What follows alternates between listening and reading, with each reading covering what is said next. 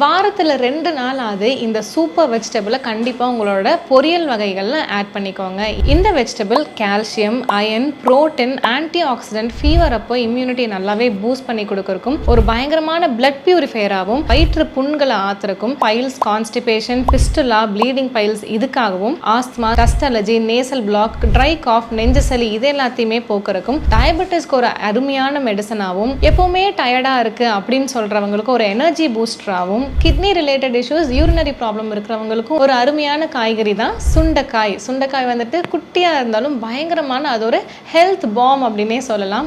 நோய் தீர்க்கும் காயாக வந்துட்டு சுண்டைக்காய் இவ்வளோ நன்மைகளை கொண்டது. மாசத்துக்கு 4 நாள் அப்படின்னா வாரத்துக்கு 2 நாள் அது இந்த சுண்டைக்காய் வந்துட்டு கம்மங்கூழ் குடிக்கும்போது சுண்டை வற்றலாவும் எடுக்கலாம். மோரில் வந்துட்டு சுண்டை வற்றல் சூர்ணம்னு நீங்கள் வந்துட்டு நாட்டு மருந்து கடையில் கேட்டிங்கன்னா கொடுப்பாங்க. அது ஒரு ஸ்பூன் போட்டு கூட நீங்கள் டெய்லி கொடுக்கலாம். ஸோ இந்த அருமையான காய்கறியை உங்களோட உணவில் ஆட் பண்ணுறதுக்கு மறந்துடாதீங்க.